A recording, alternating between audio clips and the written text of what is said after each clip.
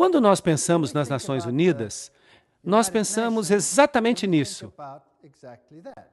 Uma organização política que une as nações. Isso parece algo digno de elogios. E a pergunta é, será que isso é tudo? Vocês se lembram que na Torre de Babel Deus separou as nações? Agora, se vocês observarem a sede das Nações Unidas em Nova York, vocês verão que é de fato um edifício notável. É um edifício grande chamado Nações Unidas. Ele é um edifício grande e o nome Nações Unidas foi cunhado pelo presidente Franklin D. Roosevelt dos Estados Unidos. E foi usado na Declaração das Nações Unidas, de janeiro de 1942, durante a Segunda Grande Guerra Mundial, quando representantes de 26 nações prometeram que seus governos continuariam combatendo o que eles chamavam de as forças do eixo. Este é um nome interessante, forças do eixo. Hoje há outro eixo contra o qual se combate, e esse é conhecido como eixo do mal. Vocês já ouviram falar disso? A precursora das Nações Unidas foi a Liga das Nações, e essa era uma organização concebida em circunstâncias similares durante a Primeira Guerra Mundial e estabelecida em 1919 por meio do Tratado de Versalhes para promover a cooperação internacional e para buscar paz e segurança. Eu estou tirando isso diretamente da página da internet das Nações Unidas. Então não há nada estranho nisso, isso é apenas história. Em 1945, os representantes de 50 países se encontraram em San Francisco, na Conferência das Nações Unidas. E eles então inventaram um diagrama das Nações Unidas. Os delegados deliberaram com base nas propostas formuladas pelos representantes da China, da União Soviética, do Reino Unido, dos Estados Unidos, em Dumbarton Oaks, Estados Unidos, em agosto a outubro de 1944. Foi então assinada no dia 26 de junho de 1945. 50 países. A Polônia não estava representada e se tornou um dos 51 países membros originais. Então ela passou oficialmente a existir em 24 de outubro de 1945, quando a proposta tinha sido ratificada pela China, França, União Soviética, Reino Unido, Estados Unidos e pela maioria dos outros signatários. E no dia 24 de outubro, celebra-se então a fundação das Nações Unidas. Agora, vamos dar uma olhada nesse diagrama, nessa proposta das Nações Unidas. Isso é uma história muito interessante. Bem, Arthur Balfour, vocês se lembram desse nome? Nós já o usamos antes. Ele fazia parte dos apóstolos de Hort. Vocês se lembram de Hort? Ele era o professor que ajudou a produzir os textos gregos que mudaram a ênfase da Bíblia e removeram muitos dos aspectos do poder de Jesus Cristo e da soberania da palavra de Deus. Os apóstolos eram uma sociedade secreta que funcionava naquela época, e Hort era membro e Arthur Balfour também era. Além disso, Arthur era o presidente da Sociedade para Pesquisa Psíquica e logo se tornou o primeiro-ministro da Inglaterra e foi importante na Primeira Liga das Nações. E esse ministro se tornou também, é claro, participante ativo da escritura do diagrama ou da proposta inicial da Liga das Nações. E foi essa proposta que formou a base das Nações Unidas. E não somente ele comandava a Sociedade de Pesquisa Psíquica, que tinha encontros frequentes em sua casa, mas iniciou um grupo chamado a Sociedade Sintética, cujo objetivo era criar uma única religião mundial. Essa é uma parte interessante da história. Ele convidou Frederick Myers, da Sociedade de Pesquisa Psíquica, e juntos eles criaram o preâmbulo de todas as religiões. Isso inclui o dogma de que os espíritos que já se foram podem se comunicar conosco. E, obviamente, se você faz parte de uma sociedade assim, você tem que aceitar essa situação. Então vocês percebem que embutido nisso tudo está o desejo de unificar as religiões.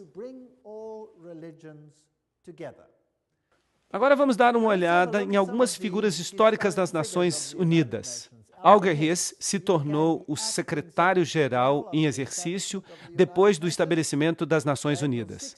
Em 16 de abril de 1945, nessa edição da revista Time, ele é chamado de um dos jovens mais brilhantes do Departamento de Estado. Foi Hiss e Joseph Johnson, que depois se tornou secretário dos Bilderbergers. Percebam que as sociedades secretas estão nisso. Foram eles que escreveram a maioria das propostas iniciais das Nações Unidas. Esses maçons de postos elevados, os Bilderbergers, foram os responsáveis por essas propostas. Agora, nós sabemos em que eles criam.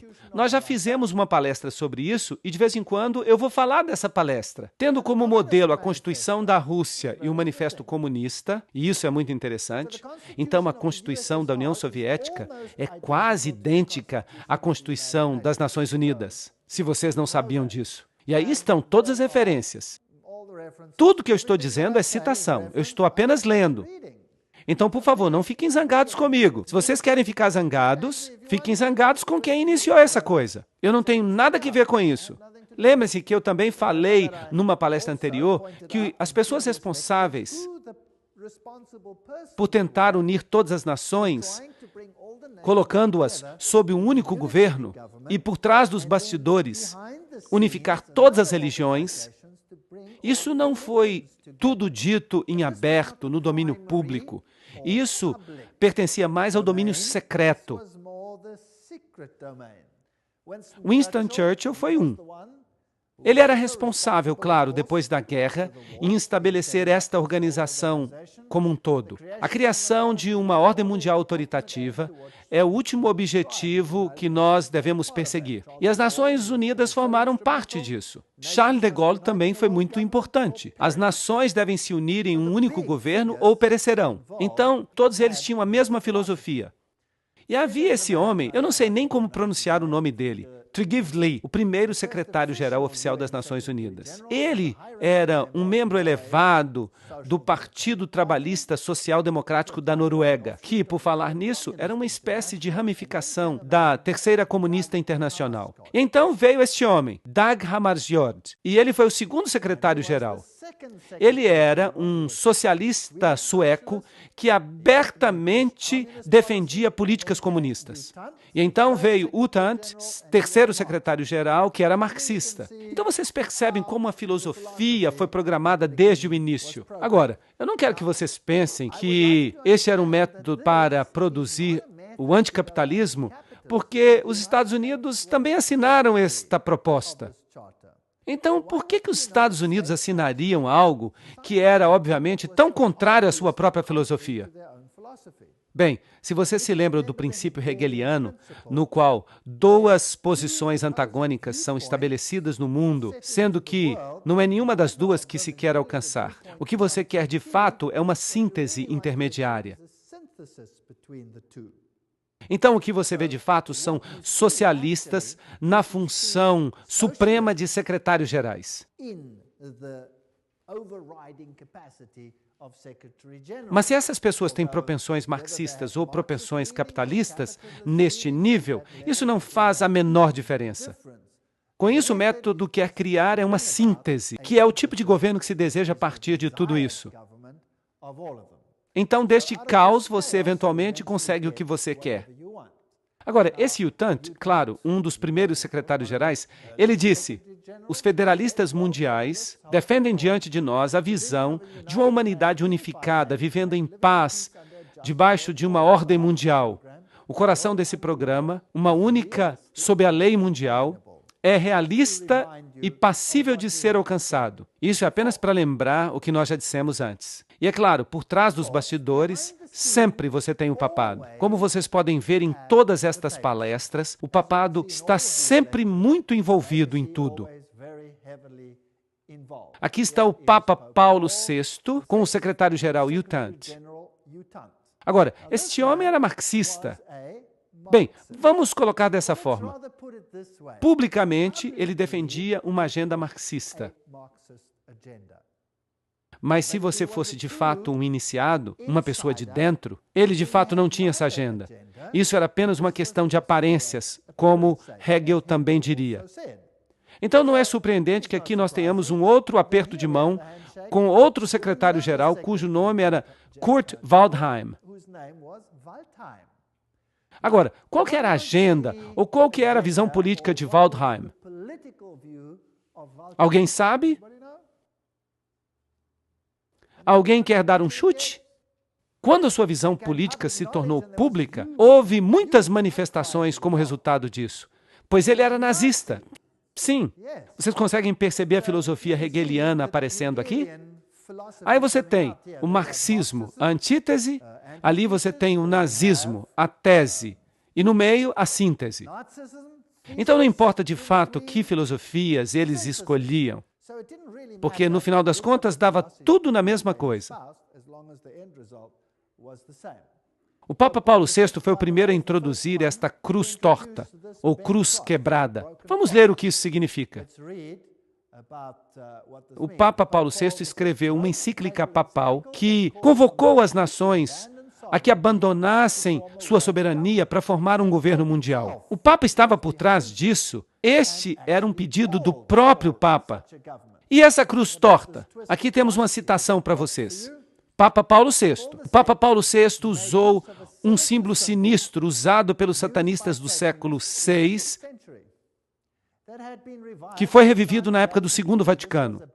Trata-se de uma cruz torta ou quebrada, na qual se apresenta a figura repulsiva ou distorcida de Cristo, que os magos e feiticeiros da Idade Média tinham usado para representar o termo bíblico da marca da besta. Esta é uma citação interessante. E não apenas o Papa Paulo VI, mas também os seus sucessores, os dois João Paulos, carregaram este objeto e o apresentaram às multidões para que fosse reverenciado. E eles não tinham a menor ideia que o símbolo representava o anticristo. Bem, esta é uma citação muito interessante sobre a cruz torta e o que ela representa. Bem, estas são as pessoas que estão por trás das Nações Unidas. Assim, o Papa, solicitando essa ordem, os secretários-gerais aceitando o seu pedido, repetindo esse pedido nos dois lados da divisão política, para que parecesse uma filosofia atrativa para os dois lados. Agora, e o aspecto espiritual?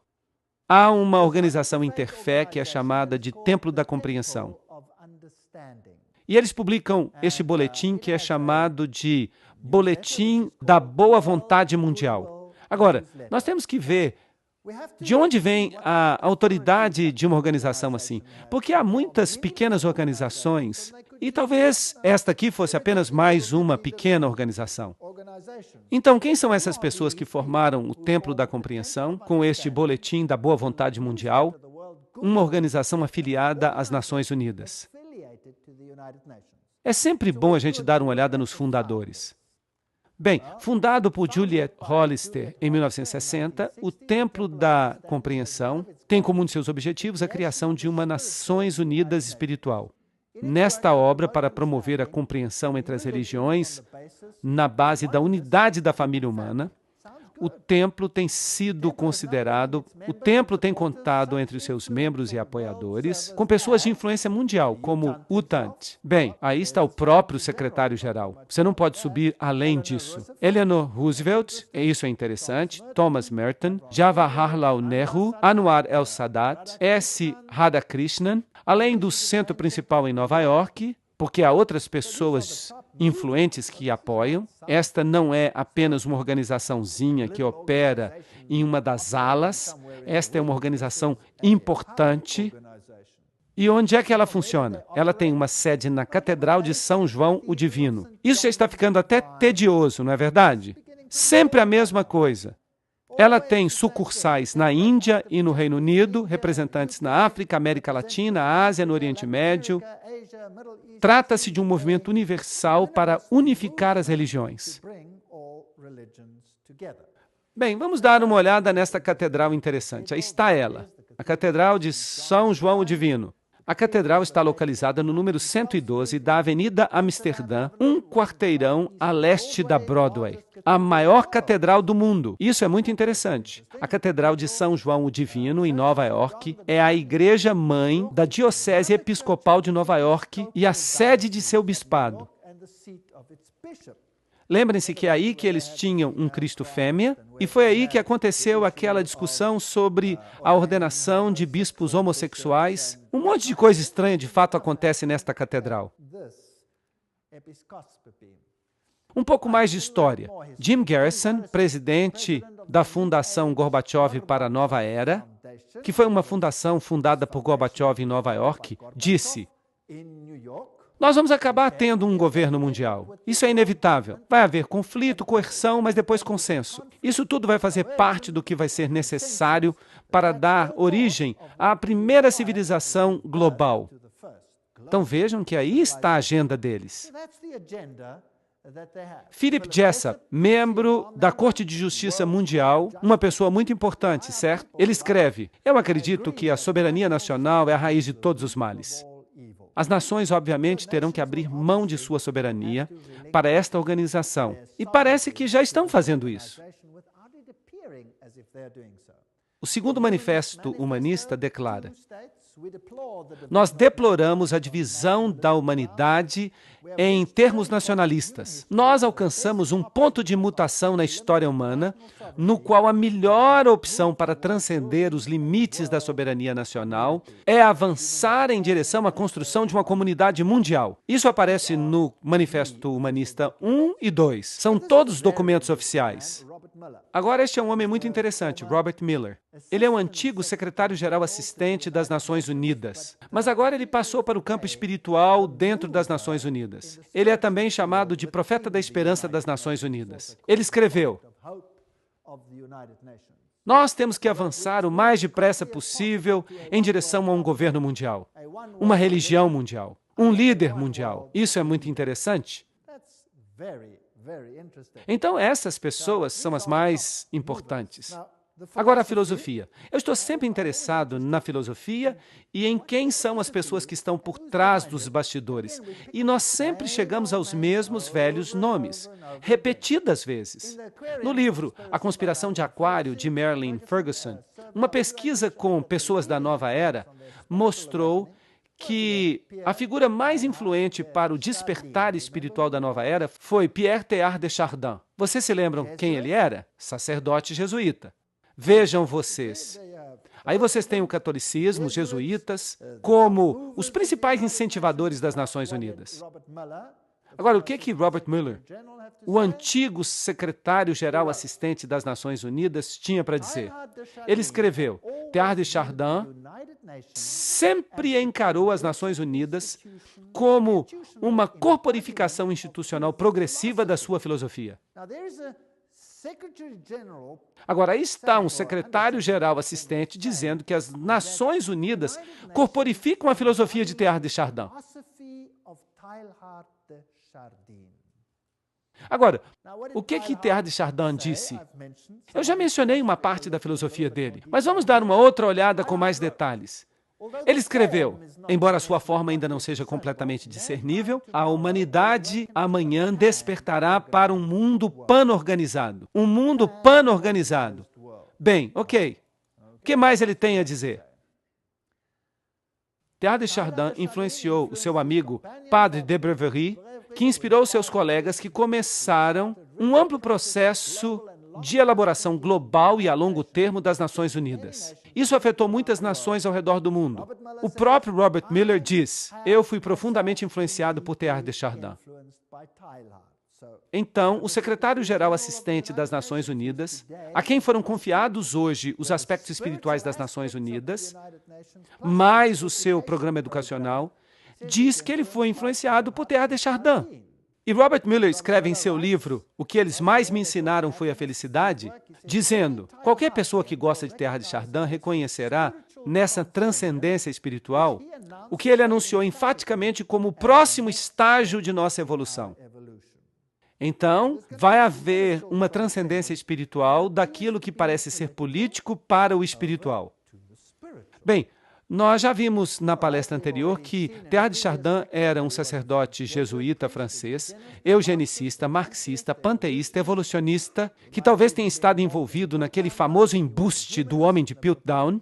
Ele era humanista e é conhecido como o pai da Nova Era. Trata-se de um homem muito influente, e ele parece ter estado muito ocupado. Ele sonhava com o fato de que a humanidade um dia se uniria a Deus e que perceberia sua divindade no chamado ponto ômega. Essa crença inspirou muitos líderes da nova era de hoje.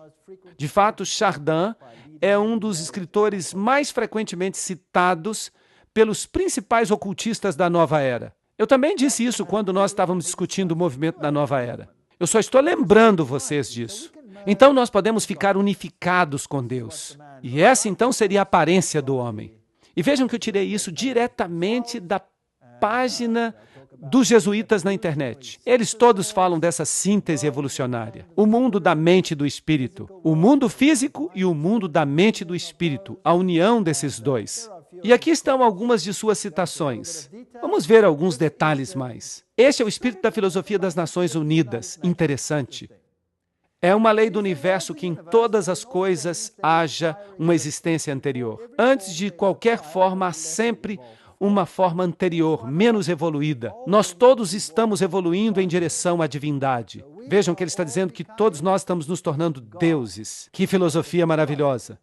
O que eu estou propondo é que nós estreitemos a lacuna entre o panteísmo e o cristianismo, trazendo o que poderíamos chamar de alma cristã do panteísmo ou o aspecto panteísta do cristianismo.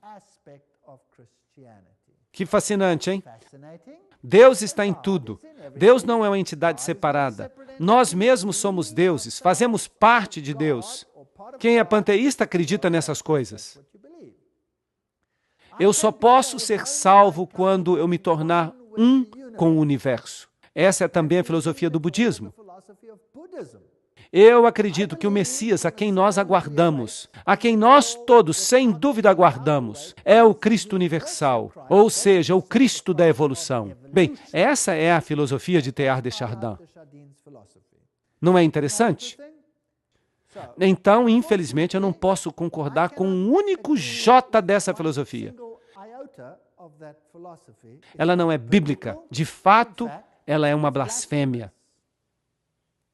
Uma convergência geral das religiões em relação ao Cristo universal que nos satisfaz a todos. Foi isso que Teilhard de Chardin disse no livro Cristianismo e Evolução. Isso é uma citação. Foi ele que disse. A convergência da religião que satisfaz a todos. E ele via as Nações Unidas como a corporificação desta filosofia. Esta me parece ser a única conversão possível do mundo e a única forma pela qual uma religião do futuro pode ser concebida. Isso significa que todos devem se unir.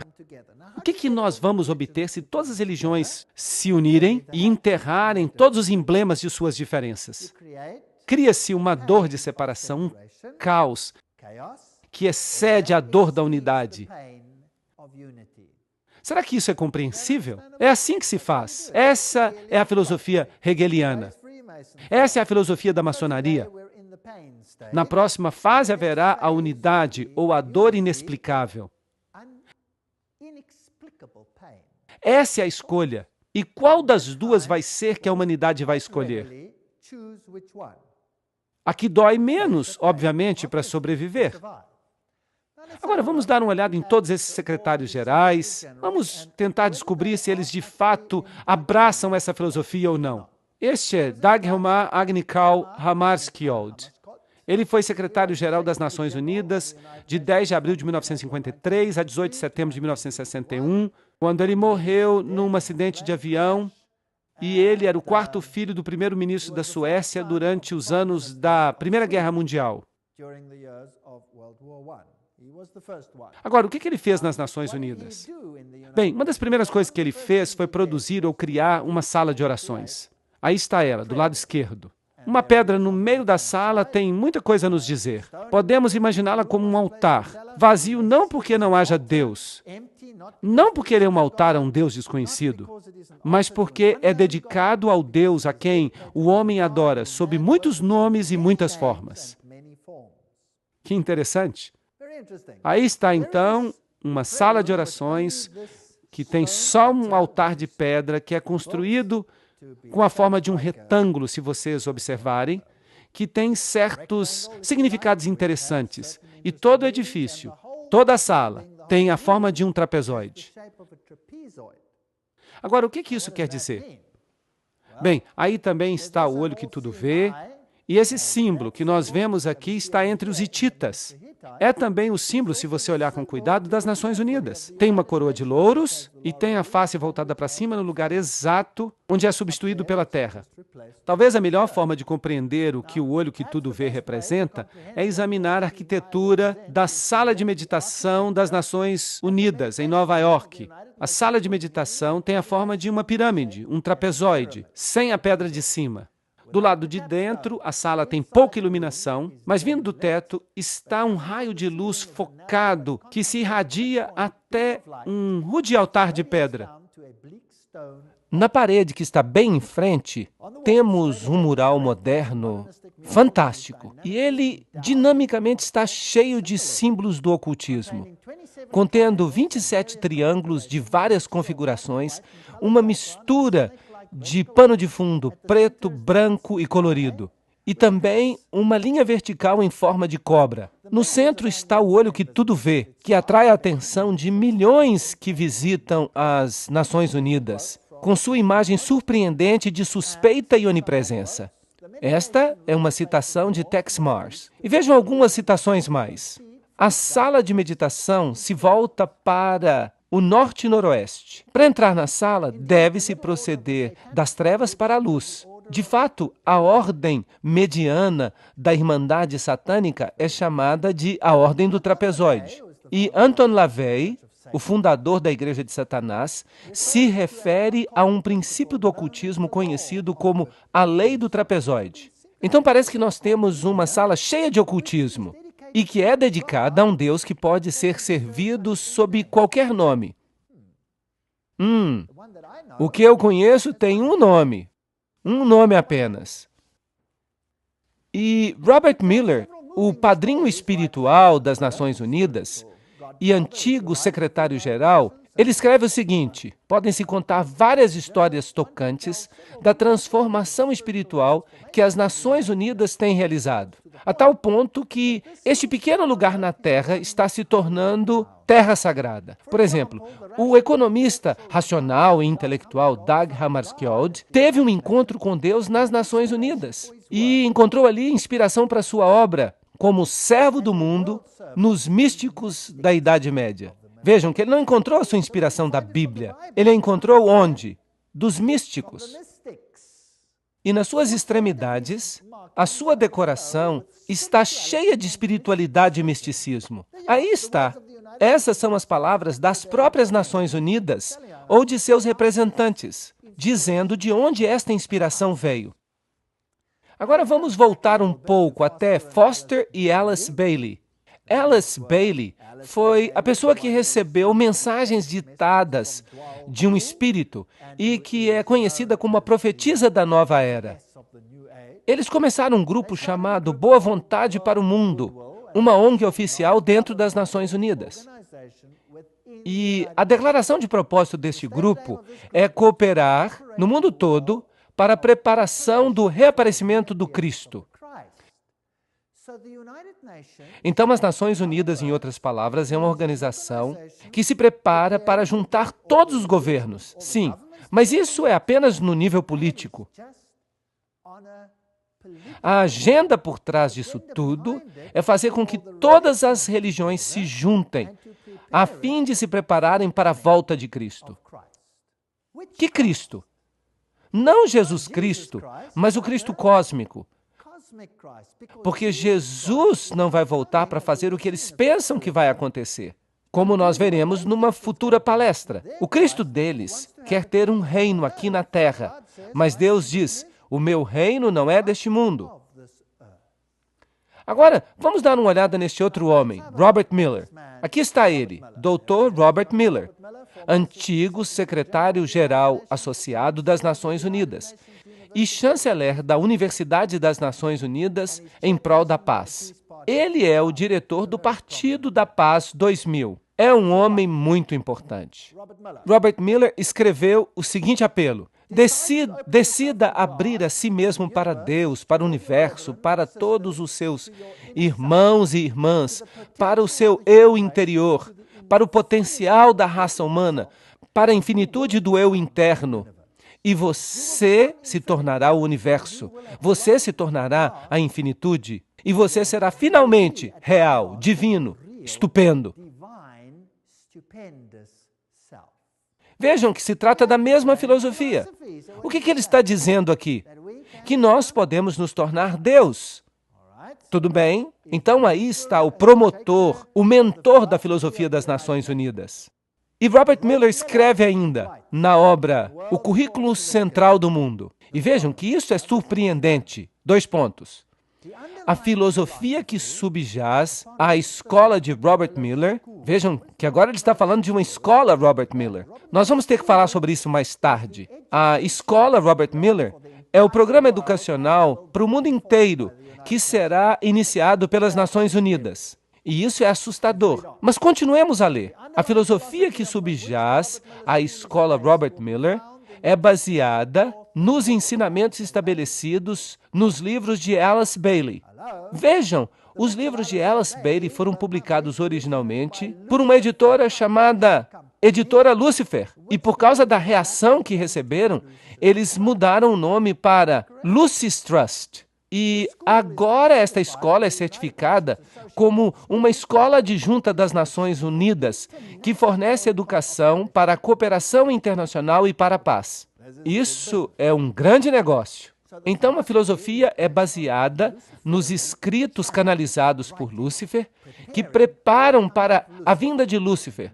E lembrem-se do que eles disseram, que eles estavam bem abertos para isso. Alice Bailey alega que a evidência do crescimento do intelecto humano, juntamente com as linhas receptivas necessárias para a preparação da nova era, pode ser vista no planejamento de várias nações e nos esforços das Nações Unidas para formular um plano mundial. Deste ponto de partida, há um desdobramento. 3 fatores ocultistas governaram o desenvolvimento de todos esses planos. Agora vocês entendem por que eu chamei esta palestra sobre as Nações Unidas de a agenda do ocultismo? Porque Alice Bailey diz que há 3 níveis de ocultismo. E Robert Miller diz, sim, nós seguimos os escritos de Alice Bailey. Ela não foi muito explícita, mas ela declarou, dentro das Nações Unidas está o germe e a semente de um grande grupo internacional de meditação e reflexão. Um grupo de pensamento de homens e mulheres educados, em cujas mãos jaz o destino da humanidade.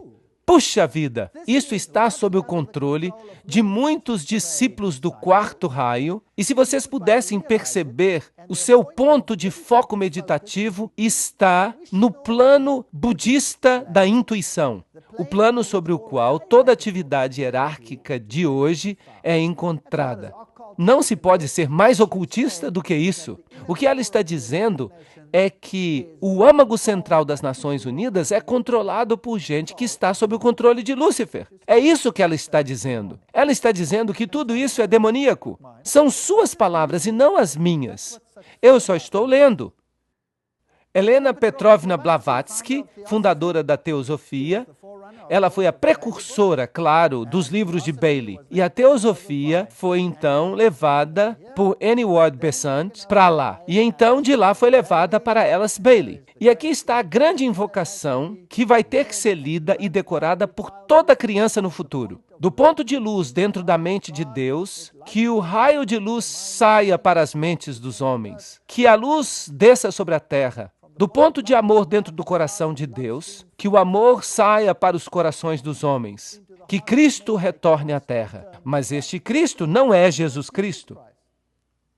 Do centro onde a vontade de Deus é conhecida, que o propósito guie as vontades diminutas e pequenas dos homens. Oh, que legal, parece bem pejorativo. O propósito que os mestres conhecem e servem. Que arrogância! Do centro que nós chamamos a raça dos homens, que o plano de amor e luz funcione e que ele possa selar a porta onde habita o mal. Isto é interessante. Que porta é essa onde habita o mal que deve ser selada? Bem, se você entende alguma coisa de ocultismo, você saberá que eles chamam a luz de trevas e as trevas de luz, e que eles dizem que Jesus é o mal. Nós lemos todas essas citações quando nós demos uma palestra sobre aquele assunto. Eles a selam, porque ali habita o mal. Que a luz e o amor e o poder restaurem o plano da terra.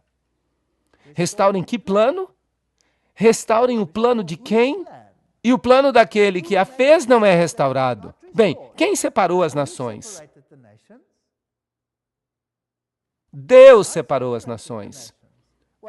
E qual é o foco das Nações Unidas? Unir as nações. Então eles querem restaurar aquilo que o mal bagunçou com este movimento brilhante de confundir as línguas.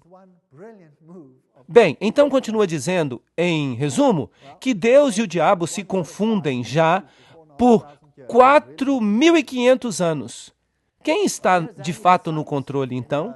Bem, aqui está Annie Besant na sua roupa de grau 33 da maçonaria. Comaçonaria. Vocês se lembram que nós falamos deste assunto. O livro-texto da Teosofia ensina a imortalidade, a reencarnação, a deidade do homem. Vejam a declaração de Djwhal Khul, que também inspirou Alice A. Bailey. Ele fala o seguinte sobre Alice A. Bailey. A.A.B., Alice A. Bailey, sabe quem eu sou e me reconhece pelos meus 2 nomes. Agora, isso é interessante, porque há 2 nomes. Vocês vão descobrir que nomes são esses. E então fica interessante. Isso é uma história de detetive, é muito interessante. Bem, a Bíblia diz, eles são espíritos de demônios, operando milagres, que saem para os reinos da terra e para o mundo inteiro, a fim de juntá-los para a batalha do grande dia do Deus Todo-Poderoso. Apocalipse 16:14.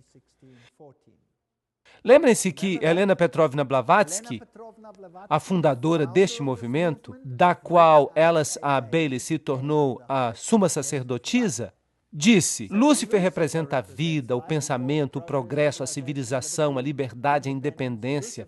Lúcifer é o verbo, a serpente, o salvador. É Satanás que é o Deus de nosso planeta e o nosso único Deus. Então ela fala sobre a Virgem, que é Satanás e Lúcifer ao mesmo tempo, e do Espírito Santo, tudo em um. Então não importa se você o chama de Ísis ou se você o chama de Osíris, não importa. Não importa se você o chama de Baal ou Astarote, não importa. 2 nomes. Ele sempre se apresenta sob 2 nomes, 2 princípios. Alice Bailey foi a sucessora de Besant como líder da Casa da Teosofia. E o marido dela era um maçom de grau 32. Claro, parte da comaçonaria. Aí está ela, sacerdotisa e profetisa do movimento da Nova Era, que recebeu estas mensagens desta entidade espiritual, que tem que ser um demônio, Djwhal Khul. Seus escritos, como nós já dissemos, faz dela uma das 2 mulheres a ter escrito mais livros em tempos modernos. E qual era o seu principal objetivo? Os problemas da humanidade. Juntar a humanidade de novo, preparar o mundo para a volta de Cristo.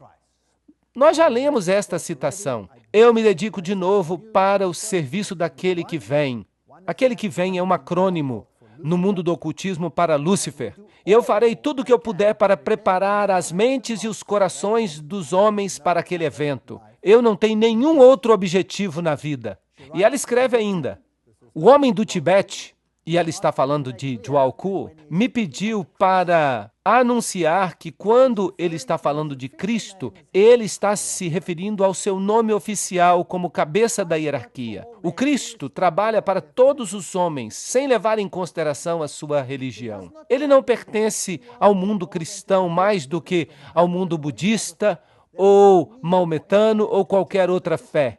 Não há necessidade que alguém pertença à igreja cristã para se afiliar a Cristo. Vejam que ela não está falando então do cristianismo. As exigências são de amar o semelhante, viver uma vida disciplinada, reconhecer a divindade em todas as religiões e todos os seres e governar a sua vida diária com o amor. Amor, amor, amor, amor. Amor até gotejar. Este é o evangelho moderno. Ninguém mais pode advertir o outro. Ninguém mais pode falar de pecado. Ninguém mais pode falar de salvação. Ninguém mais pode apontar para Jesus Cristo como Salvador. Mas se você ama alguém, você não se vê na obrigação de advertir essa pessoa dos problemas que jazem à frente? E Alice Bailey escreveu, em primeiro lugar, ele vai voltar para um mundo que é essencialmente unificado. Vejam que não precisa estar todo unificado. O principal efeito da sua aparição certamente será demonstrar para todos os países os efeitos de um espírito de inclusão. Então, seu principal objetivo será desenvolver um espírito de inclusão. Uma inclusão que será canalizada ou expressa através dele. Então, o seu espírito trabalhará para fazer com que isto aconteça. E ela escreve, todos aqueles que buscam relacionamentos humanos corretos serão automaticamente atraídos a ele. Ahá! Então, não temos que buscar a Jesus Cristo. Nós temos que buscar os relacionamentos humanos corretos. Vocês percebem que a ênfase fica toda na humanidade? Todos que buscam estas coisas serão automaticamente atraídos a ele. Quer eles pertençam a uma grande religião do mundo ou não. Nós precisamos, então, de um espírito de inclusão. Bem, vamos continuar a leitura. Todos aqueles que não veem nenhuma diferença básica entre as religiões, ou entre os homens, ou entre as nações, o rodearão. Perceberam isso? Então, se eu não vejo diferença entre o cristianismo e o budismo, e eu não vejo diferença entre o hinduísmo e o cristianismo, então eu o rodearei. Se eu não vejo diferença entre as nações, eu o rodearei. E continua a leitura. Aqueles que corporificam o espírito da exclusão e da separação, igualmente serão automaticamente revelados, e todos os homens saberão quem eles são. Isso é legal. O que a Bíblia fala sobre este assunto? A Bíblia diz, saí e separai-vos. A Bíblia pede um espírito de separação. Por sua própria natureza, as Nações Unidas não têm opção a não ser pedir que tipo de espírito? De inclusão. Agora, se os maiores promotores por trás dos bastidores são, de fato, ocultistas e seguidores de Lúcifer, isso não é assustador? Porque então quem seria o cabeça por trás dos bastidores? Satanás. Satanás seria o cabeça. Ele seria o chefão. Agora, o problema é essa diferença. Uns dizem, saí dela, separai-vos. E os outros dizem, vamos ser inclusivos, vamos ficar todos juntos. A resposta vem com clareza. Ele voltará sem falha quando uma certa quantidade de paz já tiver sido restaurada. Não é preciso ter uma paz mundial, mas apenas uma certa medida de paz. E Alice Bailey continua. A principal exigência para a volta de Cristo é um mundo que esteja em paz. Contudo, essa paz deve se basear na boa vontade das pessoas educadas. E isso, inevitavelmente, levará às relações humanas corretas e, portanto, ao estabelecimento de linhas de luz entre as nações, entre as religiões, entre os grupos e entre os homens. Então, a única forma que nós vamos ter esta comunidade é se nós nos unirmos em um cadinho e nos tornarmos um apenas. Isso significa abrir mão das nossas diferenças. E ela continua. Descubram os membros do novo grupo de servidores mundiais, sempre que possível. Fortaleçam suas mãos. Busquem-nos em todas as nações e expressem muitas linhas de pensamento e pontos de vista. Lembrem-se sempre que na doutrina e no dogma, nas técnicas e nos métodos, eles podem diferir amplamente de vocês, mas eles têm o mesmo amor pelos seus semelhantes. Esta se tornou a religião do novo mundo. Não o amor a Deus, mas o amor aos semelhantes. Continuando, na boa vontade prática e na devoção para o estabelecimento de relações humanas corretas, eles estão do seu lado. Eles são seus iguais e provavelmente ensinam o mesmo tanto. Então, eles estão dizendo, esqueçam-se de todas as diferenças religiosas. Promovam sem cessar a obra da boa vontade mundial, para que toda a nação possa ter o seu grupo de homens e mulheres dedicados ao estabelecimento de relações humanas corretas. Todo o poder foi dado, então, aos homens, em vez de a Deus. E é com base nesse ensinamento que Cristo levantará a superestrutura da irmandade dos homens, pois as relações humanas corretas são uma expressão do amor de Deus. Isso é tudo que nós ouvimos nos sermões do Novo Mundo. O que é importante são as relações humanas corretas. O que é importante é que nós aceitemos uns aos outros, independentemente de quem sejamos. O que é importante é que nós saiamos de mãos dadas. Mas e a fidelidade a Deus? E os princípios bíblicos? Não, eles dizem que nós temos que abrir mão deles. A revista da Partilha Internacional diz o seguinte: mas na alvorada de um dia, a visão das Nações Unidas há de salvar o mundo. E quando a realidade das Nações Unidas começar a dar fruto, então o fôlego de imortalidade será uma realidade viva sobre a Terra. E aqui está o hinduísta Sri Chinmoy, líder espiritual, sacerdote atual das Nações Unidas.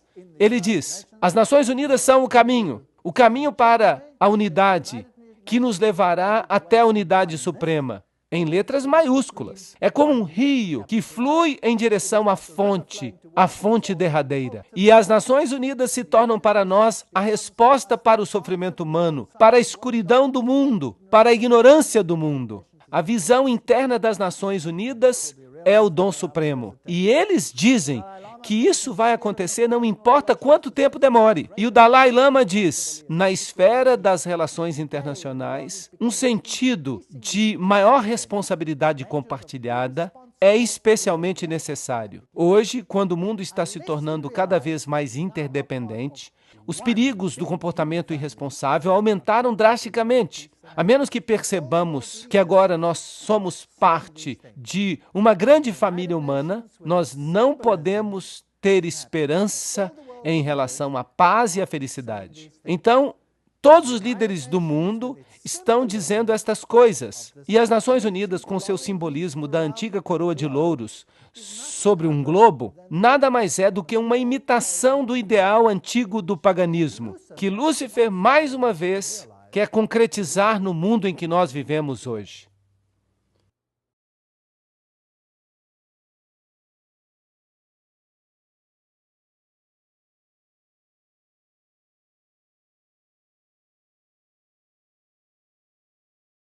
Como já vimos, o símbolo das Nações Unidas é muito semelhante a um velho símbolo hitita. Você tem no centro a face do Deus Sol e você tem uma rede, uma espécie de teia de aranha, que é o símbolo de Lúcifer. E isso tudo está em volta da Terra. E é claro, a coroa de louros era um símbolo das deidades antigas. E nós percebemos que está tudo junto aqui. Nós somos o mundo. Esse foi o tema da celebração de 50 anos das Nações Unidas. A agenda da nova era fundir Deus e a natureza. É por isso que Teilhard de Chardin, o pai da filosofia das Nações Unidas, disse: nós precisamos nos tornar panteístas. Precisamos eliminar a distinção entre macho e fêmea, buscando a paz mundial, o desarmamento nuclear, um único governo mundial, uma única religião mundial. E quais são as organizações que defendem isso? As Nações Unidas, é claro, o Conselho de Relações Estrangeiras, a Comissão Trilateral, o Grupo Bilderberger, a Fundação Gorbachev e o Clube de Roma. E eles já até escreveram uma Constituição, que é conhecida como a Constituição da Federação da Terra. Então, nós já temos uma Constituição Mundial. Agora, obviamente, se você quer causar uma situação assim, você tem que influenciar a educação do mundo para que a forma de pensar das pessoas mude. Então, a educação é um ponto muito importante. Isso nos leva diretamente às páginas deles na internet. Bem, você não pode dizer que isso é boato. Vem diretamente deles. O mundo não vai mudar e não haverá paz se não houver uma nova educação. Escrito por U Thant, antigo secretário-geral das Nações Unidas. Nós precisamos de uma nova educação. A velha educação não serve mais. E o antigo diretor da Organização Mundial da Saúde, o Dr. Brock Chisholm, que é, claro, uma organização das Nações Unidas, diz: para conseguir um governo mundial, é necessário remover das mentes dos homens o seu individualismo. Isso é assustador, não acham? Remover a sua lealdade às tradições familiares.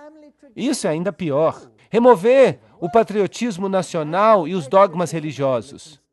Agora, estes são os promotores das Nações Unidas. Eles dizem que devemos acabar com o individualismo. Você deve se tornar um número. Você deve ser o que o Estado diz. E isso é marxismo. O Estado é supremo e você não é nada mais do que um catecúmeno. Nada. Você deve abrir mão de sua individualidade. Mas vocês sabiam que Deus nos criou como seres livres? Cada um de nós. Nós não nos sujeitamos a ninguém, a não ser a Deus, porque somente Deus pode receber a sua sujeição em confiança, porque Ele é 100% sem egoísmo, e Ele provou isso quando Ele veio a esta terra. Você gostaria de se sujeitar a Lúcifer e ser preso com correntes às suas carruagens, a seus desejos? Eu detestaria isso. Mas, de qualquer forma, para isso você teria que abrir mão do seu individualismo. Agora, vamos dar uma olhada de novo em Robert Miller. Filósofo, profeta do Papa, grande estadista em nível mundial, o que a gente pode chamar de homem poderoso. Ele é o chanceler da Universidade da Paz, criada pelas Nações Unidas. Ele é o criador do que agora é conhecido como Currículo do Centro Mundial. Isso diz tudo. E ele é conhecido no mundo todo, e ele é conhecido no mundo inteiro como o pai da educação global. Há 29 escolas Robert Miller no mundo. E a cada ano, mais estão sendo criadas. O Currículo do Centro Mundial conquistou para ele o prêmio da Unesco de Educação para a Paz em 1989. E ele recentemente esboçou uma moldura para a cobertura midiática mundial. O que você vê na sua televisão é o que eles querem que você veja, não o que você deveria ver.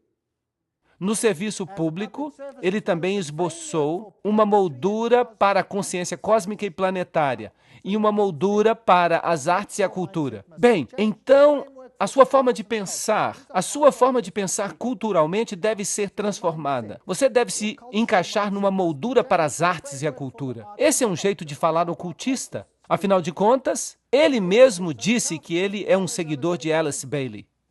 Miller é, então, o autor do Currículo do Centro Mundial. O que ele faz? E vejam que isso é uma citação. Nós precisamos incutir nas nossas crianças uma cidadania global, crenças centradas na Terra, valores socialistas, uma forma de pensar coletiva, para que elas se tornem a mão de obra para o século XXI. Vejam, seus filhos devem ser modificados. Nós estamos vivendo, de fato, num mundo assustador.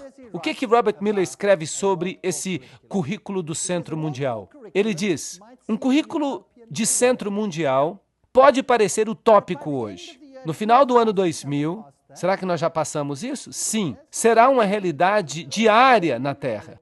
O que ele está dizendo aqui? Todas as escolas do mundo. Agora, acreditem em mim, eu já vi o sistema educacional. Eu oficialmente deixei o sistema educacional há um mês. E o que eu tenho visto nos últimos anos, as mudanças, é de arrepiar o cabelo. Tudo isso é de arrepiar o cabelo. É de arrepiar o cabelo. Se é isso que nos espera, então que Deus ajude este mundo. Nós já vimos que ele diz que sua filosofia se baseia em Alice Bailey. E o Currículo do Centro Mundial está ligado a essa unol.org. E qual é o seu ensinamento? O nosso lar planetário, a paz no universo, em um lugar por vez. Tudo isso faz parte de histórias evolucionistas. A família da humanidade, essa humanidade global, o milagre da vida individual e os centros coordenadores do mundo, tudo isso está aí. As escolas internacionais Robert Miller, o que será que elas ensinam? Bem, elas têm, por exemplo, o Instituto Xamã. E eles têm todos esses interessantes símbolos do ocultismo e as coisas que eles representam. Eleusis, olhos que tudo veem, a psicologia humanística. E esse aqui é um dos pontos de ensinamento das escolas Robert Miller. Um facilitador xamânico, astrólogo, operador do círculo sagrado, autor do livro Iniciação e Astro-Xamanismo. Ele fala aos guias interiores. E o que mais? Ele diz que a oficina oferece ferramentas práticas para a jornada até as dimensões estáticas, além do tempo convencional. Ele diz que o programa inclui jornadas xamânicas, uso de tambores, festas cerimoniais, recuperação da alma, conexão com os guias e espíritos. Isto é espiritismo do pior tipo. E isto é proibido na Bíblia. Não admira que a Bíblia não faça parte dos livros desta organização. E Robert Miller diz, no nível mundial, as Nações Unidas adotaram uma estratégia de desenvolvimento econômico mundial. Alimento, agricultura, este é o Plano de Alimento Mundial. E um plano de saúde mundial, um plano de alfabetização mundial, um plano de emprego mundial, um plano de indústria mundial. Eles já planejaram cada detalhe de nossas vidas. Agora, outra organização que é muito importante é a Unesco. Vamos dar uma olhada na Unesco.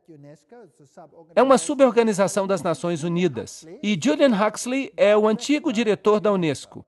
Ele foi escolhido humanista do ano. Ele é um filósofo ateu, membro do Bureau Colonial Comunista, da Sociedade Britânica Fabiana e um signatário do Segundo Manifesto Humanista. Na minha opinião, essa não é uma boa recomendação.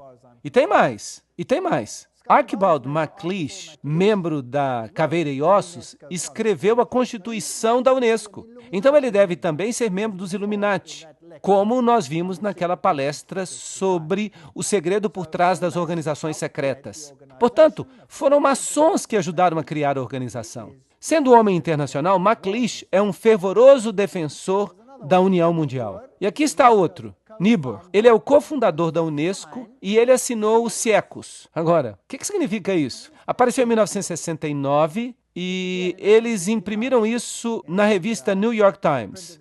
O que é Siecos? Vejam o que dizem os seus fundadores.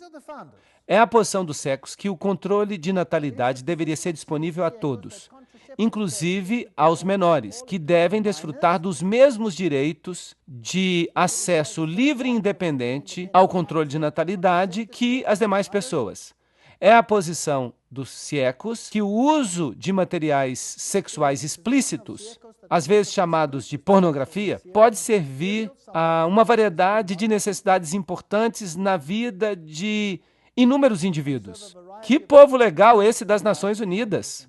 E é por isso que, nas nossas escolas primárias agora, faz parte obrigatória do currículo que nós tenhamos detalhes sexuais explícitos, explicados, todos em nome de se prevenirem doenças sexualmente transmissíveis. E ali também incluem os atos mais estranhos e libidinosos. De fato, nossas universidades estão oferecendo o título de doutor honorário àqueles que são mais pervertidos neste assunto. Sim, é verdade. E Huxley, que foi o primeiro diretor, disse, em seu programa educacional, a Unesco pode enfatizar a necessidade última de uma unidade política mundial e familiarizar todos os povos com as implicações da transferência de sua soberania plena, etc., etc. Vejam que são todos pássaros de uma mesma pena. E a própria Unesco explica, se a Unesco é atacada em termos de que ela está ajudando a preparar as pessoas do mundo para um governo mundial, é um erro nós precipitarmos negações e declarações apologéticas. Sejamos francos, o trabalho da Unesco é ajudar a criar e promover os elementos da cidadania mundial. Diante desta acusação, nós devemos admitir de todas as formas e em todos os momentos. É isso que a própria Unesco diz. Então, eles não negam nada. Sob a orientação de Huxley, eles prepararam um guia para professores. Agora, eu gostaria que os pais prestassem atenção. Por favor, todos os que têm crianças, anotem isso. O que é esse livro Guia das Nações Unidas para os Professores? Este livro diz que é quando se destruírem o amor à pátria e o patriotismo, é que será dado o primeiro passo na educação da criança para a cidadania mundial. Vamos olhar outras coisas que este livro-guia tem. No volume 5, na página de abertura, está escrito: na sala de aula com crianças com menos de 13 anos de idade. Quando a criança entra na escola, a sua mente já foi profundamente marcada e marcada de forma prejudicial pelas influências anteriores, geralmente acontecidas no lar. Oh, isso é interessante. Então, isso precisa ser mudado. Então, quem é que está colocando esses pensamentos prejudiciais nas mentes das crianças? Os pais. E isso precisa ser mudado. Então, o objetivo da Unesco é mudar a estrutura mental de seus filhos, fazer com que eles se voltem contra os valores que os pais ensinaram e colocaram em suas mentes. Isso não é desrespeitar o quinto mandamento? Sim ou não? Honra teu pai e tua mãe para que se prolonguem os teus dias.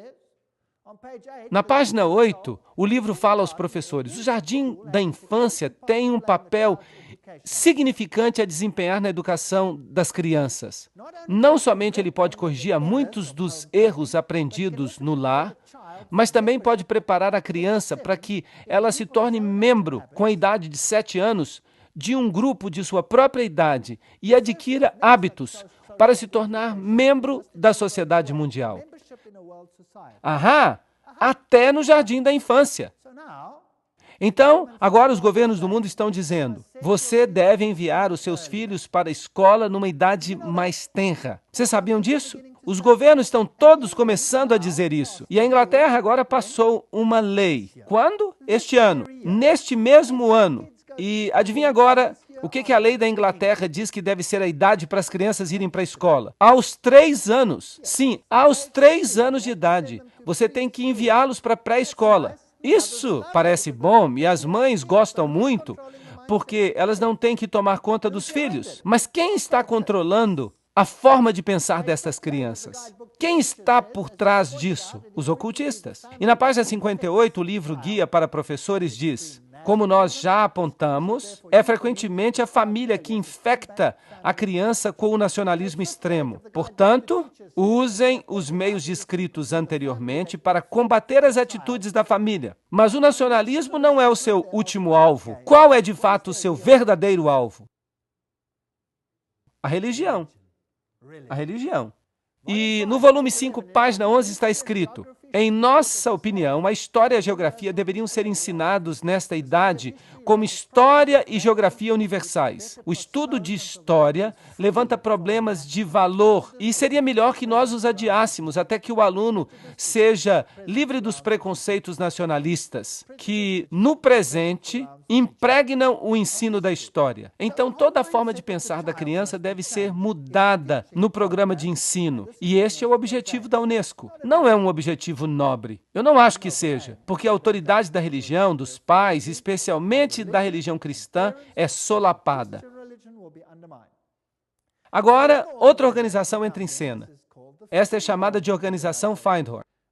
E eles promovem a saúde ecológica e a prosperidade ecológica. Você já ouviu falar de ecologia hoje em dia? Sim. Agora, de novo, nós temos que buscar as pistas. Nós temos que sempre fazer um trabalho de detetive. Por causa da conexão de São Francisco, isso é, Francisco Xavier, com a natureza, o Papa João Paulo II o escolheu como santo padroeiro da ecologia.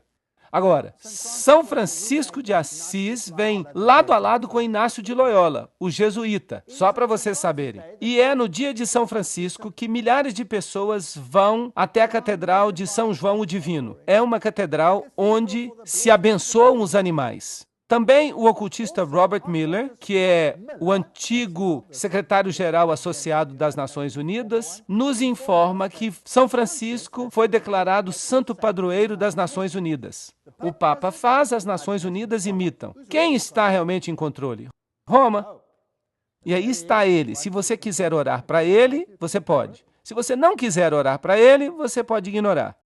O secretário-geral das Nações Unidas, U Thant, formou a organização Cidadãos Planetários com a atividade da nova era encabeçada por Donald Keyes. Agora nós estamos fazendo as ligações. Aqui está o manda-chuva das Nações Unidas com Donald Keys. Cidadãos Planetários é agora uma ONG dentro das Nações Unidas, especialmente dedicada a preparar os povos para a vinda de uma nova cultura, dedicada especialmente à preparação dos povos para o advento da nova cultura. Vamos continuar falando de Donald Keys. Aí está ele junto com Hugh Tunt. Donald Keys tem estado ativamente envolvido com a comunidade Findhorn. Pegaram uma ligação. As Nações Unidas, o secretário-geral Hugh Tunt, Donald Keys, a Findhorn, e escreve regularmente para a sua revista Uma Terra. E Donald Keys escreveu: os grupos da nova era estão focando e entrando em um novo estágio, um estágio relacionado ao mundo. Eles estão maduros o suficiente para começar a ajudar a carregar o peso do fardo da humanidade. A disseminação de valores da nova era é como se fosse um fermento unificador na massa humana e pode ser um ingrediente crítico para a emergência com sucesso dos anos 80. Agora vamos tentar entender melhor a Findhorn. O seu logotipo é a chama de Lúcifer. Eles usam símbolos ocultistas, eles usam uma flor de lótus, e eles falam sobre sermos divinamente ordinários e divinamente humanos. O que nós estamos falando aqui? Que nós somos Deus. Deus falou a mim. Agora, quem é esse Deus que fala a eles? Bem, vamos perguntar ao seu porta-voz. Este é David Spangler. Aí está um de seus livros, Pai, Místico e Místico Pai. E aí está o que essa educação vai fazer com seus filhos. Vocês sabiam disso?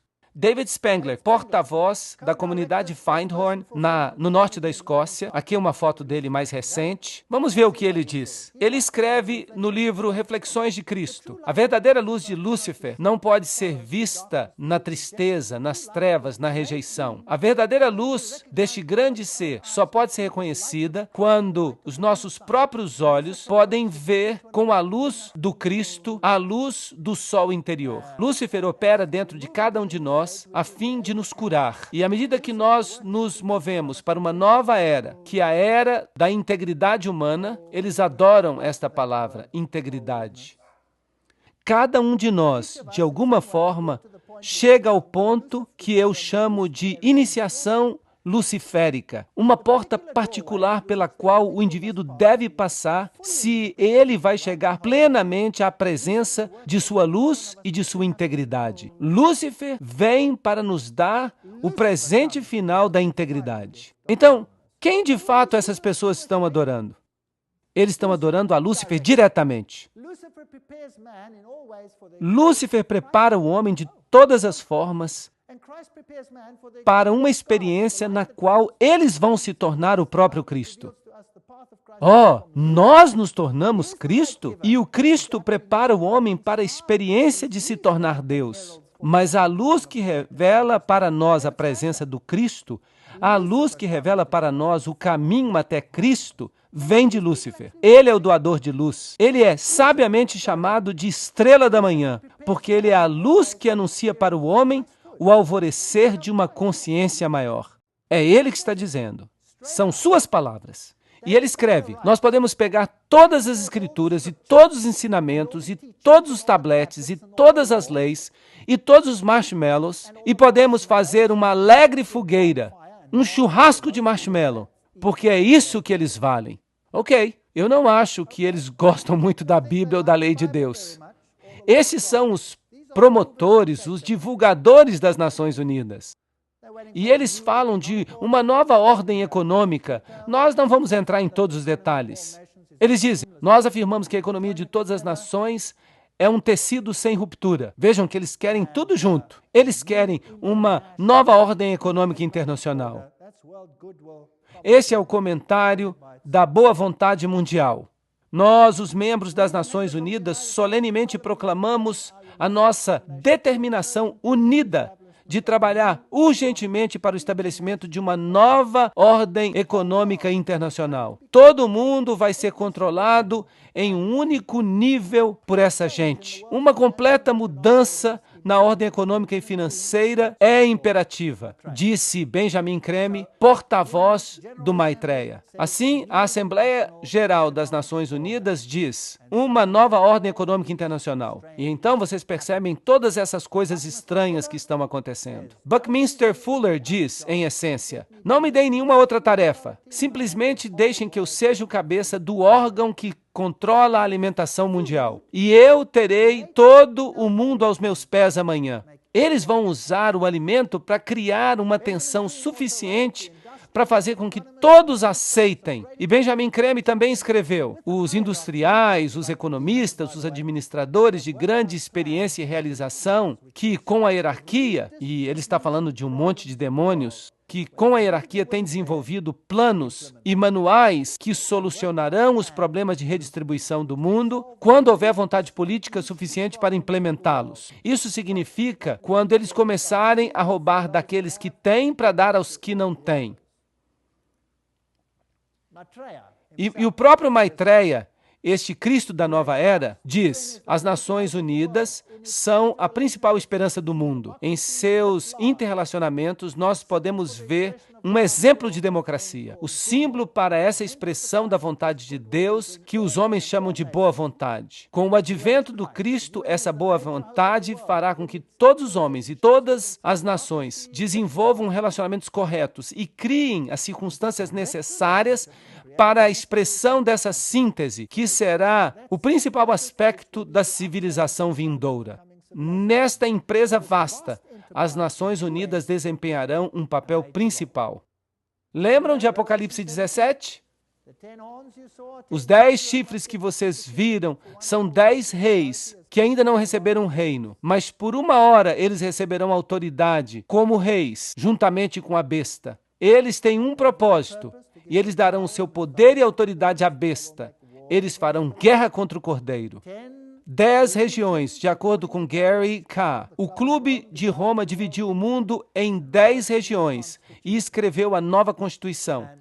E nós temos esta nova civilização. E uma conferência aconteceu no Fairmont Hotel, no auditório maçônico em São Francisco. E um documento da conferência diz: nós estamos experimentando o nascimento da primeira civilização global, uma iniciativa global, oportuna, histórica, em 1995. E foi aí. E eles estavam prontos para isso. A CIA, a OTAN, o MI5, o CFR, todos eles têm símbolos ocultistas. Pena que não tenhamos tempo para entrar em detalhes. A Comissão Trilateral era o 666, o 666 está no Tesouro Americano, SSS, que era a 6ª letra original do alfabeto grego, o F é a 6ª letra do nosso alfabeto, tudo isso dá 666. Agora, e essas religiões mundiais? E esse é o X da questão, se nós quisermos nos concentrar nesta questão hoje à noite. Isto será o centro do que vai acontecer. Não seria inevitável que as Nações Unidas, mais cedo ou mais tarde, adquirissem uma dimensão espiritual? É isso que diz Robert Miller, o chefão por trás da educação mundial, da mídia mundial, da Universidade da Paz, todas essas coisas. Robert Miller escreve, há uma ilustração famosa que mostra Cristo batendo a porta do alto edifício das Nações Unidas, querendo entrar nele. Eu sempre visualizo na minha mente uma figura mais precisa, aquela de que as Nações Unidas representam o corpo de Cristo. Isso é interessante. Cristo não disse que o meu reino não é deste mundo? Então, este é outro reino. E este Cristo definitivamente não é Jesus Cristo. E ele então diz, o Papa João Paulo II disse que nós somos cortadores de pedra e artesãos de uma catedral que talvez nós nunca vejamos em sua beleza final. Esta é uma linguagem maçônica que o Papa João Paulo II está usando. E a tapeçaria dessa obra envolve a condição total da humanidade deste planeta. E tudo isso faz parte de uma das páginas mais prodigiosas da evolução. Vai requerer o desligamento e a objetividade dos historiadores futuros, a fim de que eles avaliem plenamente o que aconteceu no último terço do nosso século e que compreendam a verdadeira significância das Nações Unidas. Nenhuma força humana será capaz de destruir as Nações Unidas. Muito interessante. pois as Nações Unidas não são um mero prédio ou uma mera ideia. Não é uma criação feita por homens. Aí está Robert Miller falando, o antigo secretário-geral das Nações Unidas. Se não foi feito por homens, então quem fez? Quem a fez se não foi o homem que a fez? Bem, eles nos falam sobre o seu líder em palavras explícitas. Quem é ele? Lúcifer. As Nações Unidas são uma visão de luz do Supremo Absoluto, linguagem maçônica, que está vagarosa, constante e infalivelmente iluminando a ignorância, a noite da nossa vida humana. O sucesso divino e o progresso supremo das Nações Unidas, eles estão prestes a se tornar realidade. Na hora da sua escolha, o Supremo Absoluto vai fazer tocar o seu sino de vitória aqui na Terra, através do coração amoroso e servidor das Nações Unidas. Uau, isso é uma bomba! Ele vai fazer soar o seu sino de vitória? Obrigado, Robert Miller. O que mais você tem a dizer nesta questão? Decida abrir-se ao potencial da raça humana, à infinitude de seu eu interno, e você se tornará o universo. Finalmente você será o verdadeiro e divino eu. Isso, de fato, coloca todos os ingredientes no bolo. Eu estou cada vez mais atraído a alguns dos ensinamentos mais simples e, no entanto, mais importantes do Cristo e de todos os grandes profetas e visionários. Eu estou cada vez mais convencido de que o que eles previram é o início daquilo que vai se tornar realidade neste planeta e de que a humanidade vai transcender, vai se metamorfosear naquilo que aqueles grandes sonhadores, visionários e profetas imaginaram. Nós estamos mudando, nós vamos sofrer uma mudança.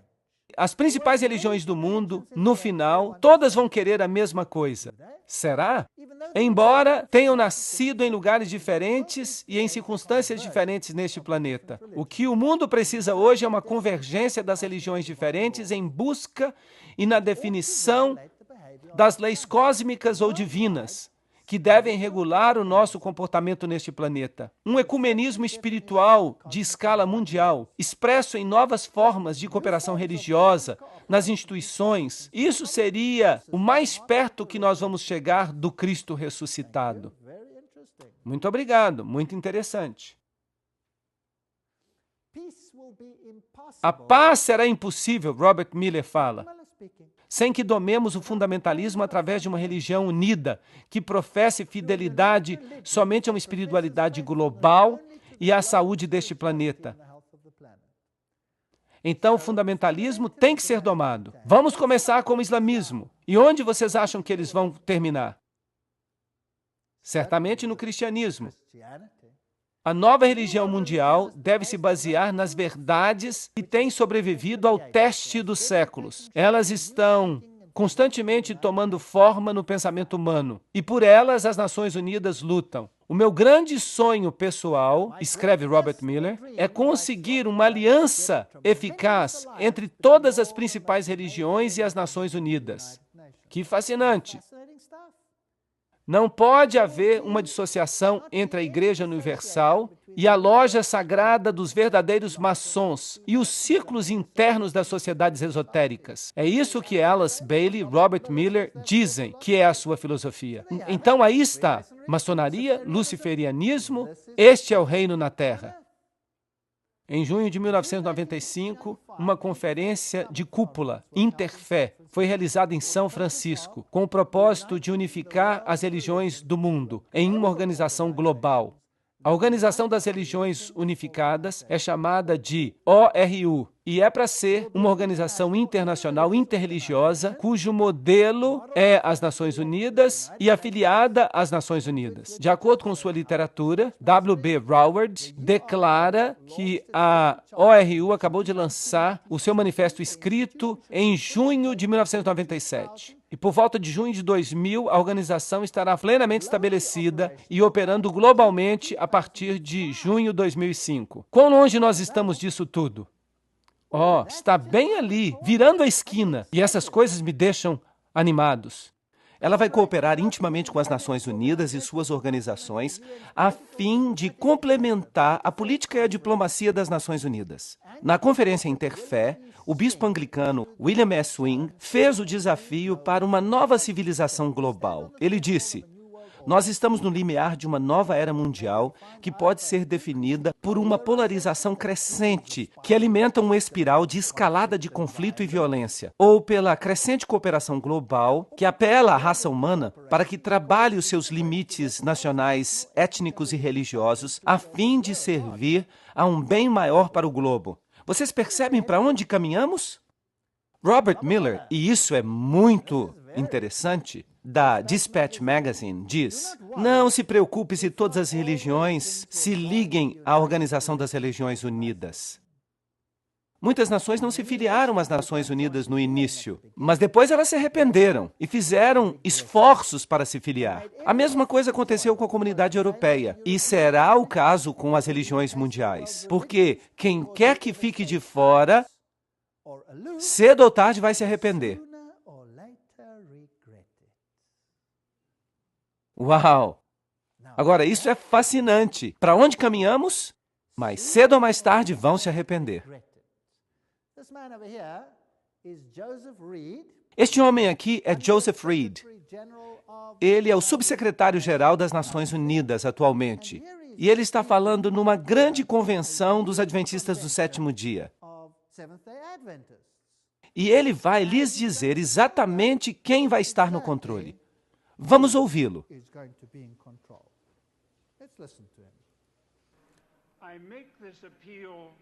Eu faço este apelo porque as Nações Unidas são também a sua organização, a nossa organização mundial, a sua organização das Nações Unidas. Delegados, por favor, lembrem-se, as Nações Unidas são a única máquina que nós temos para a cooperação coletiva entre todas as nações.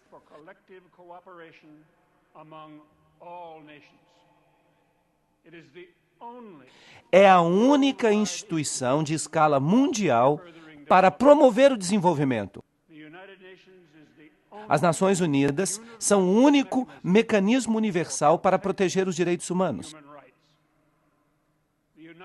As Nações Unidas são a única moldura que compartilhamos para fortalecer a legislação internacional. Delegados, as Nações Unidas não representam o luxo da vida internacional. A obra das Nações Unidas é de vital importância para a melhoria da vida em nosso planeta. Isso é fascinante. As Nações Unidas são a sua organização. É o único corpo para isso, para aquilo. Agora, esse não foi o discurso que ele escreveu. Ele o leu para o secretário-geral das Nações Unidas. Agora nós temos um problema. Eu não quero fazer parte de uma organização conectada com Lúcifer. Esta é a minha opinião pessoal. As tradições místicas das principais denominações facilmente interagem com as tradições das religiões pagãs do mundo. Práticas de meditação, técnicas de visualização, exercício de respiração estão sendo agora usados para nos conectar com o reino espiritual. Ao fazer isso, esses líderes religiosos, como o Papa e o Dalai Lama, estão todos no mesmo plano. Carta de Discernimento, 1996. Uma religião para todos. O objetivo de uma religião mundial é a boa vontade mundial. Lembrem-se que todas essas são organizações filiadas às Nações Unidas, fundada por gente do mais alto escalão. As igrejas e as religiões mundiais deveriam indicar a unidade em todas as facetas da verdade que promoverão uma plataforma universal, uma plataforma à qual todos os homens, em todos os lugares, poderão pertencer. Essa plataforma deveria incluir a verdade de que todos os homens são divinos. Obrigado! Será que você pode fazer isso? Sim ou não? Eu espero que não. A verdade de que a evolução governa o crescimento do ser humano.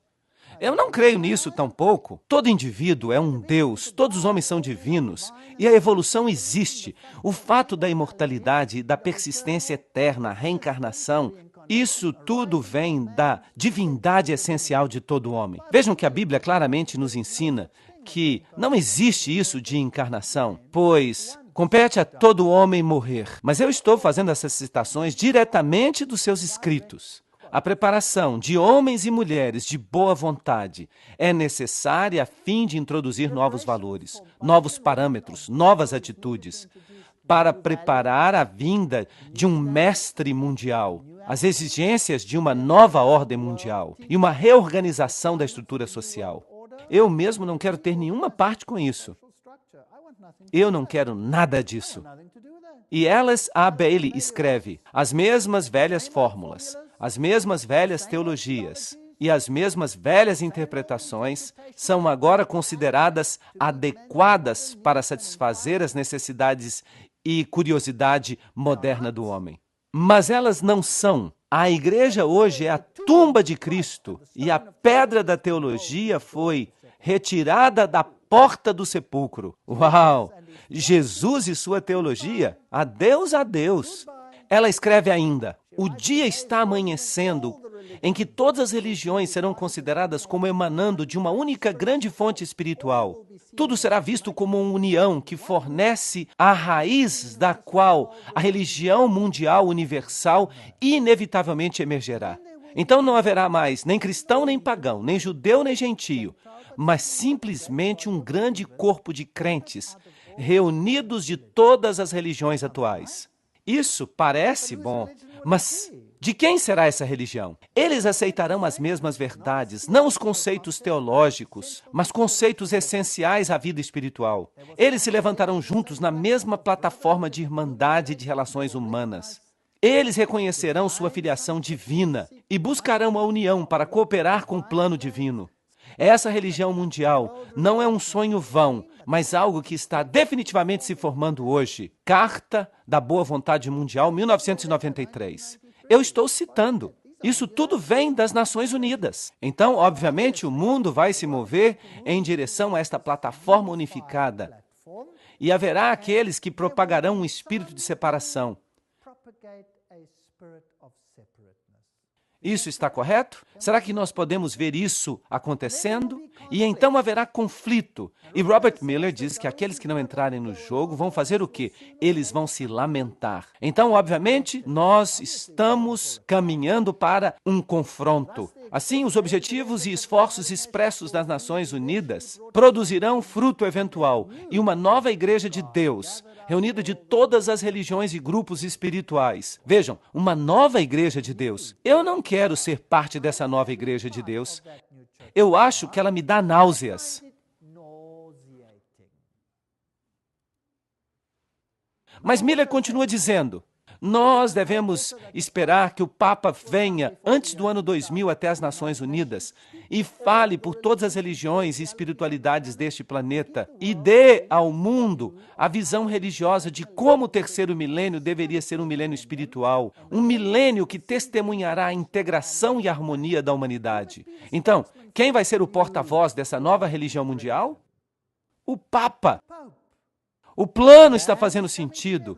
A revelação está se desdobrando. Isto é exatamente o que a Bíblia fala que vai acontecer. Em vez de ficarem desanimados e se sentirem miseráveis, levantem a cabeça e comecem a sorrir, porque nós vamos para casa. E isto é animador. As principais religiões do mundo devem apressar dramaticamente o seu movimento ecumênico e reorganizar a unidade de seus objetivos na diversidade dos seus cultos.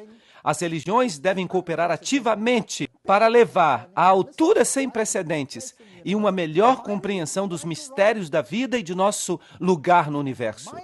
A minha religião, certa ou errada, e a minha nação, certa ou errada, deve ser abandonada para sempre nesta era planetária. Vejam que eles não permitem mais que você diga que Jesus é o único caminho. Isso deve ser abandonado para sempre. Mas me desculpem, eu não vou abandonar isso. Eu me recuso. E eles continuam. Nós tivemos essa maravilhosa reunião. O Papa realmente apareceu diante das Nações Unidas e aconteceu um grande ensaio nas Nações Unidas para formar esta nova iniciativa ecumênica fundada por Ted Turner, e todo mundo está se reunindo sob um único partido religioso novo, sob os auspícios das Nações Unidas.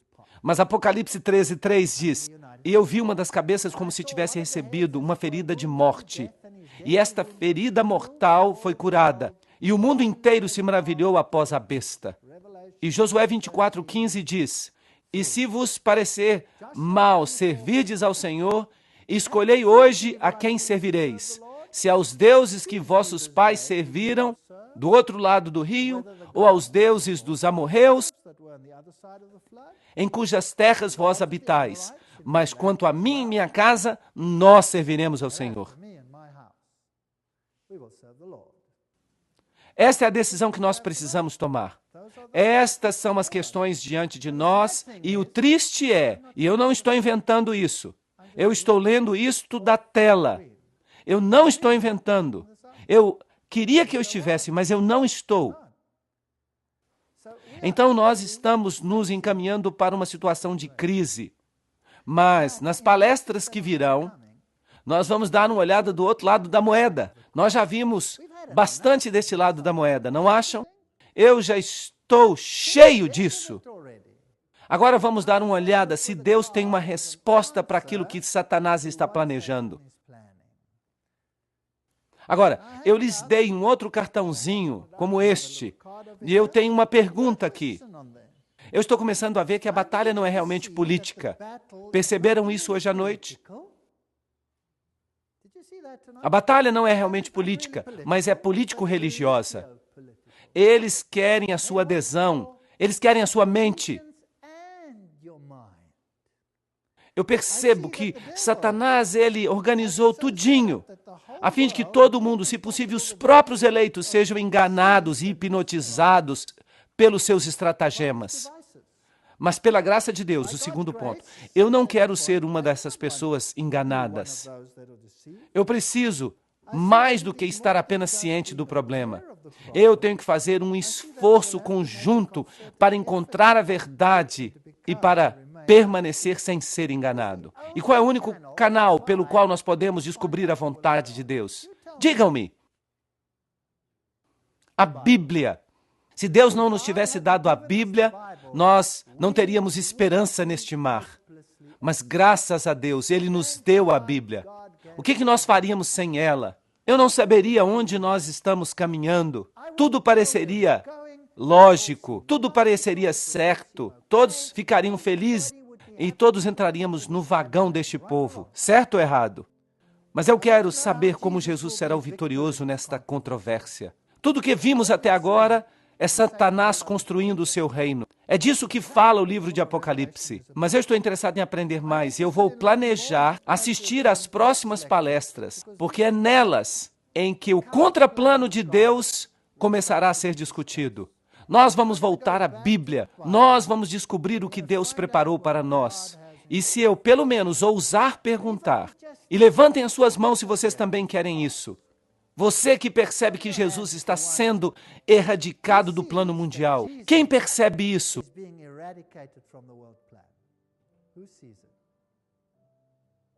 Uau! Está havendo um massacre de Jesus Cristo. E nós fomos pegos nesta batalha. Certo ou errado? Nós simplesmente fomos pegos nesta batalha. Então, que esperança nós temos de mudar o status quo? Nenhuma, nenhuma. Se você pensa que você sozinho vai mudar isso, esqueça. Nós não temos esperança. Qual é a nossa única esperança? Jesus Cristo. Ele é a única esperança. Sem Ele, não somos nada. E é por isso que eu posso me levantar aqui hoje, porque eu sei que não há nada que eu possa fazer, mas Ele pode fazer algo. Ele pode possibilitar que eu me levante aqui e fale a vocês. Isso não é maravilhoso? Todas as coisas são possíveis. Vocês sabiam que eu já apresentei essas palestras numa loja maçônica? Sim, todas as coisas são possíveis. Absolutamente maravilhoso.